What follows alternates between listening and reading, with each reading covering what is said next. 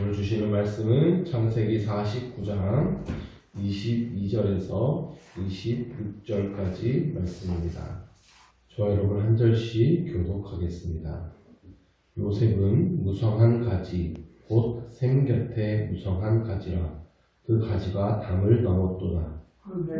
자가 그를 학대하며 적개심을 가지고 그를 쏘았으나 요셉의 활은 도리어 굳세며 그의 팔은 힘이 있으니 이는 야곱의 전능자 이스라엘의 반석인 목자의 손을 힘입음이라. 내 아버지의 하나님께로 말미암아 그가 너를 모실 것이요 전능자로 말미암아 그가 내게 간을 주실 것이라. 위로 너를 은성과 진복은 복과 대복이로다. 다같이 내 아버지의 축복이 내 선조의 축복보다 나아서 영원한 산이 한없음 같이 이 축복이 요셉의 머리로 돌아오며 그 형제 중 태어난 자의 정수리로 돌아오리이다. 아멘. 오늘은 요셉에게 주어진 축복입니다. 요셉에게 주어진 축복은 이 복음송 가사로도 붙여져 있고 좀 익숙하게 알고 있는 말씀들도 있지만 좀 쉽게 그 뜻을 해석할 수 있는 구절은 아닙니다. 뭔가 좋은 말인 것 같은데 이게 무슨 의미인지 확연하게 이제 한 번에 드러나지는 않는데요. 오늘은 이 구절들을 좀 자세히 살펴보겠습니다. 먼저 22절에 요셉은 무성한 가지, 또 샘 곁에 무성한 가지라. 그 가지가 담을 넘었도다. 여기에 가지라는 단어가 3번 나오죠. 그런데 히브리어 원어로 보면 다른 단어가 사용됐어요. 처음 2번은 아들이라는 뜻을 가진 벤이라는 단어를 가지라고 번역했고, 3번째 가지는 딸이라는 단어를 가진 바트를 가지라고 번역했어요. 그러니까 가지가 3번 나오는데 앞에 2번은 아들이고 3번째는 딸입니다. 딸이라는 단어가 이제 포도나무 가지를 말할 때 이제 사용되는데요. 포도나무의 딸 이러면 포도나무 가지구나 이렇게 이제 이야기를 합니다. 근데 아들이라는 단어를 가지에 사용하지는 않습니다. 그래서 요셉은 무성한 가지라고 하는 말을 문자적으로 번역하면 요셉은 풍성한 열매를 맺는 아들이다 이렇게 할 수 있습니다. 근데 그 가지가 담을 넘었다라고 했는데 여기서 가지는 딸이에요. 그러니까 아들은 풍성하고 딸은 담을 넘었어요. 담을 넘었다는 것은 성벽 밖으로 뻗어나갔다 이런 뜻입니다. 그래서 이 22절은요 1차적으로 자손의 번성을 뜻하는 말입니다. 그런데 풍성한 열매를 맺게 된 원인이 뭐죠? 샘 곁에 있었기 때문입니다. 땅 속에서 물이 솟아나는 곳을 샘이라고 하죠. 나무가 샘 곁에 심겨 있기 때문에 계속 물을 공급받아서 무성해질 수밖에 없습니다. 그래서 이 말씀은 영적인 해석이 가능한 거예요. 요한복음 4장을 보시면 예수님께서 사마리아 여인에게 이런 말씀을 하시죠. 내가 주는 물을 마시는 자는 영원히 목마르지 아니하리니 내가 주는 물은 그 속에서 영생하도록 솟아나는 샘물이 되리라. 예수님께서 우리에게 영생하도록 솟아나는 샘물을 약속하셨어요. 영생하도록 솟아나기 때문에 영원히 목마르지 않습니다. 그러므로 풍성한 열매를 맺게 되는 것이죠.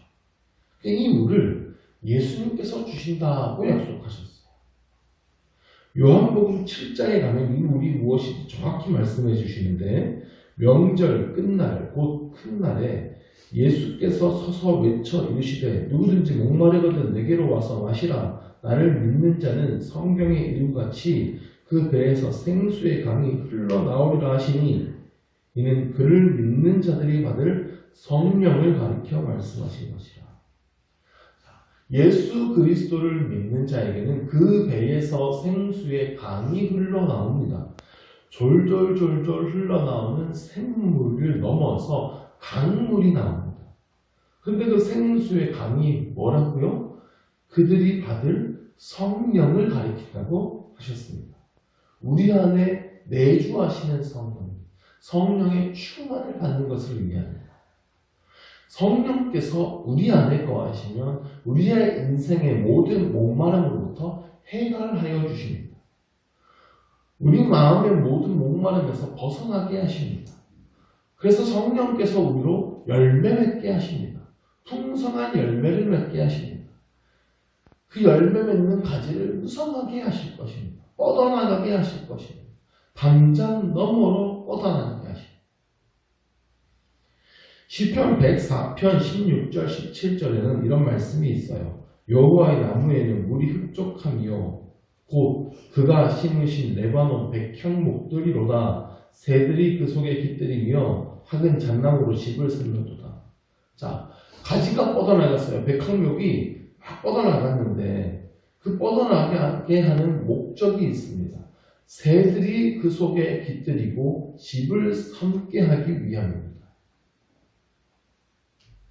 예수님께서는 그 유명한 겨자씨 비유에서 이렇게 말씀하셨어요. 겨자씨 하나를 땅에 심길 때에는 땅 위의 모든 씨보다 작은 것이로되 심긴 후에는 자라서 모든 풀보다 커지며 큰 가지를 내나니 공중의 새들이 그 그늘에 깃들일 만큼 되느니라. 겨자씨가 처음에는 비록 작지만 하나님께서 무성하게 자라게 하시면 그 가지가 뻗어나가고 그 가지에 공중의 새들이 그 그늘에 깃들이게 된다는 거예요. 새들에게 안식처를 제공하고 거기에서 노래하게 하는 거예요. 그러므로 하나님께서 나에게 복을 주셔서 내가 뻗어나가게 하고 큰 열매를 맺게 하시는 것은 나 하나 잘 먹고 잘 살게 하기 위함이 아니라는 것입니다. 나를 통해 내 주변에 사랑하는 이웃들이 나의 품에서 쉼을 누리게 되고 우리 교회의 교인들이 나의 품에서 안식을 얻고 나를 통해 내 주변의 사람들이 평안을 얻게 되고 나에게 부어주신 복을 그 복이 담장을 넘어서 더 많은 사람들에게 그 복을 나누어 줄 수 있는 인생. 이것이 하나님께서 담장 넘어 가지를 뻗어나가게 하시는 목적이라는 것입니다. 자, 이 23절 말씀을 보시면 활 쏘는 자가 그를 학대하며 적개심을 가지고 그를 쏘았으나 자, 요셉이 그렇게 번성할 것인데 대적이 있어요. 학대하게 하는 자가 있다고 했는데 쓰라리게 한다, 고통을 준다, 비참하게 만든다 이런 뜻입니다.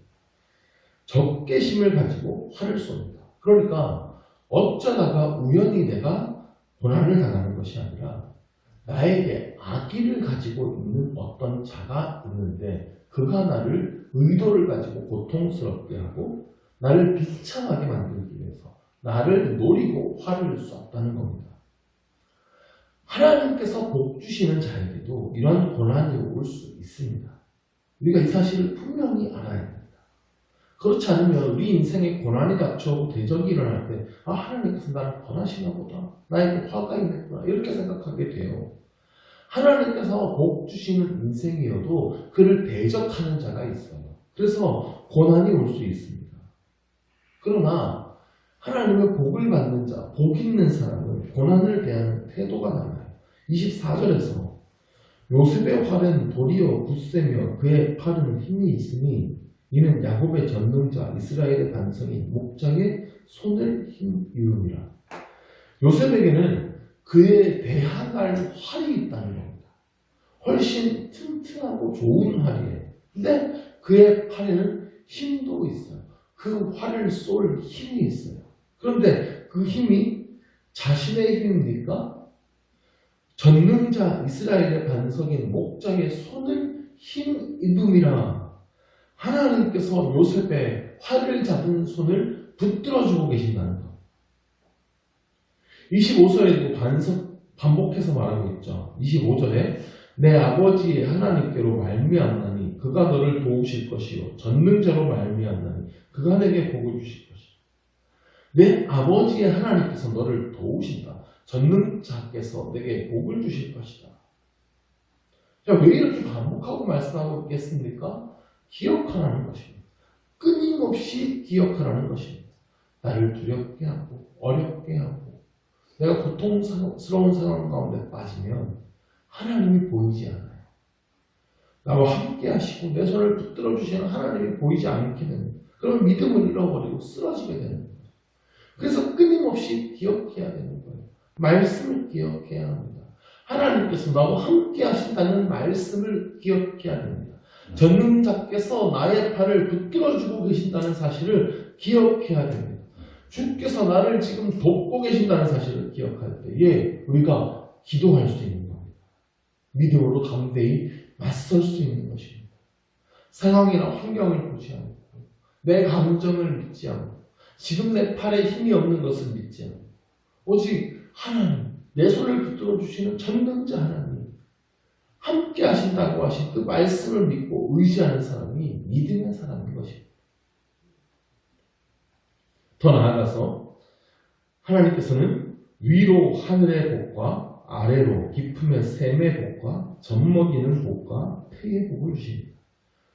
위로 하늘과 아래로 깊은 샘은 하늘의 끝과 땅의 끝을 말합니다. 노아의 홍수 때에 하늘에서 물이 쏟아지고 깊음에서 물이 솟아났습니다.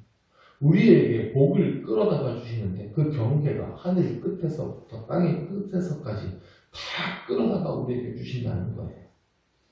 젖먹이는 복과 태의 복이란 그의 자손이 번성하게 됨을 말씀하는 것이죠. 사람뿐만 아니라 짐승의 새끼들까지 번성하게 되므로 그의 가족들이 번성하고 그의 재산도 번성하게 될 것임을 말씀합니다. 마지막 26절에서 이렇게 말씀하죠. 내 아버지의 축복이 내 선조의 축복보다 나아서 영원한 산이 한 없음같이 이 축복이 요셉의 머리로 돌아오며 그 형제 중 뛰어난 자의 정수리로 돌아옵니다. 자, 여기도 이해하기가 좀 어려운 표현들이 있습니다. 우선 내 아버지의 축복이라고 했는데요. 요셉의 아버지니까 야곱이죠. 그러니까 지금 야곱이 요셉을 축복하고 있는 이 축복이 내 선조의 축복보다 나아서 내 선조는 누구예요? 야곱의 선조니까 아브라함과 이삭이죠. 그러니까 지금 야곱이 요셉에게 하는 이 축복이 아브라함과 이삭이 그 자손들에게 내린 축복보다 더 나았다. 이 말은 더 좋고 나쁘고를 말하는 것이 아니고요. 나았다라는 단어 속에는 강하다, 굳게 한다 이런 뜻이 있어요. 그러니까 아브라함, 이삭 때부터 내려온 이 축복이 요셉에게서 더욱 굳게 약속되고 더 강하게 오기를 바란다 이런 의미입니다. 또 영원한 산이 한 없음같이라고 했는데 직역하면 영원한 산의 최대 경계까지 또 이런 뜻인데 이것도 표현이 좀 어렵죠. 자, 예로부터 산은 신들이 축복하는 장소였어요. 그런데 영원한 산이라고 하면 고대로부터 먼 미래까지 영원히 존재하는 그 어떤 산을 말합니다. 그러므로 요셉의 머리에 내려지는 축복의 영원성 그리고 이 축복의 확실성을 표현하는 말이에요. 너에게 내려지는 축복은 영원할 것이다. 확실할 것이다. 이 얘기를 하는 거고 마지막으로 그 형제 중 뛰어난 자의 정수리로 돌아오리다. 자, 여기서 뛰어난에 해당하는 히브리어 단어가 나자르라는 단어입니다. 나자르는 성별된 자, 구별된 자를 뜻하는데 나시림이라는 단어를 들어보셨죠. 하나님 앞에 구별된 사람. 이 나시림이 나자르예요. 자, 그러면 누가 뛰어난 자입니까? 하나님 앞에서 구별된 사람이 뛰어난 사람입니다. 누가 이 요셉의 축복을 받게 된다는 것입니까? 하나님 앞에서 거룩한 삶을 살아가는 이 시대의 나시림, 하나님 앞에 구별된 삶을 살아가는 자가 이 요셉의 복을 이어받게 된다는 것입니다. 세상의 쾌락을 쫓지 않고 세상의 그 어떤 죄악이라도 단호하게 거절하면서 하나님의 권위 아래에서 살아가는 사람, 하나님의 말씀대로 살아가는 사람, 그에게 요셉에게 주어진 이 축복이 부어지게 됨을 믿으시기 바랍니다. 자, 오늘 이 요셉에게 약속된 축복을 정리하자면 먼저는 자손이 번성하게 된다. 그리고 고난 속에서도 굳센 믿음으로 승리하는 삶. 또 나아가서 궁극적으로 성령의 충만함을 받아 풍성한 열매를 맺고 우리 삶의 그늘에서 많은 사람들이 안식을 누리게 하는 삶을 말합니다. 그리고 이 축복은 영원하고 견고한 축복이라고 약속하고 있습니다. 저도 설교 중에 이 축복 얘기 많이 하면 기분이 좋아요. 근데 그 축복을 누가 받느냐 하는 게 중요합니다. 요셉과 그의 혈통적 자손이 아니죠. 요셉과 같이 구별된 삶을 사는 사람. 하나님 앞에서 거룩한 삶을 사는 이 시대의 나시린들이 이 복을 받는다는 것을 믿으셔야 됩니다. 거룩한 삶을 사는 것은 우리의 힘으로 되지 않습니다. 우리의 마음이, 우리의 삶의 뿌리가 그 샘 곁에 심겨야 됩니다. 깊이 뿌리 내려야 됩니다. 내 힘으로 하는 것이 아닙니다. 내 힘으로는 하나님의 말씀을 결코 지킬 수가 없어요. 우리의 힘으로는 되지 않기 때문에 예수 그리스도께서 오셨습니다. 예수님께서 다 해주셨습니다. 예수님께서 모든 것을 이루셨습니다. 예수님께서 죽으시고 부활하심으로 예수님을 믿는 자는 이제 예수님과 함께 죽고 예수님과 함께 살게 되는 거예요. 나의 옛사람은 죽고 새사람을 입게 됩니다. 죄악된 나의 자아는 죽고 성령께서 내 안에 사셔서 그 성령께서 나로 말씀을 지켜 행하게 하시는 거예요. 우리는 그 예수님만 믿고 따르면 되는 것입니다. 내가 하는 것이 아니라 주님께서 다 하셨다는 것을 믿고 내 안에 날마다 주님이 사시도록 나의 삶을 맡겨드리고 나의 모든 결정을 맡겨드리고 나의 주권을 주님께 드리고 성령님을 의지하며 순종하며 살아갈 때에 이 요셉에게 주어진 축복이 있면서 가지가 풍성하게 뻗어나가고 여러분의 삶에 풍성한 열매를 맺게 될 줄로 믿습니다. 오늘의 말씀에 약속하신 이 축복이 여러분의 삶에 풍성히 임하게 되기를 간절히 축원합니다. 기도하겠습니다. 하나님 아버지, 우리에게 풍성한 복을 약속하심에 감사드립니다. 주님께서는 우리에게 복 주시기를 원하시는 분이십니다. 우리가 복된 사람이 되기를 원하십니다. 주님의 영원한 샘물에 뿌리를 내리는 자가 되게 하여 주옵소서. 주밖에는 우리의 복이 없사오니 오직 주님만 붙들게 하여 주옵소서. 날마다 주님만 의지하며 주께서 공급해 주시는 생명수로 살아가게 하여 주옵소서. 우리 삶에 자손의 번영이 임하고 행하는 모든 일에 형통함을 허락하여 주옵소서. 우리의 삶의 지경이 담장을 뻗어 넘어가게 하여 주옵소서. 많은 사람들이 우리의 그늘에서 안식과 평안을 누리게 하여 주옵소서. 오직 주님의 말씀으로 구별된 자가 되어 성령으로 충만한 자가 되어 이 풍성한 복을 누리며 살게 하여 주시옵소서. 예수 그리스도 이름으로 기도드립니다. 아멘.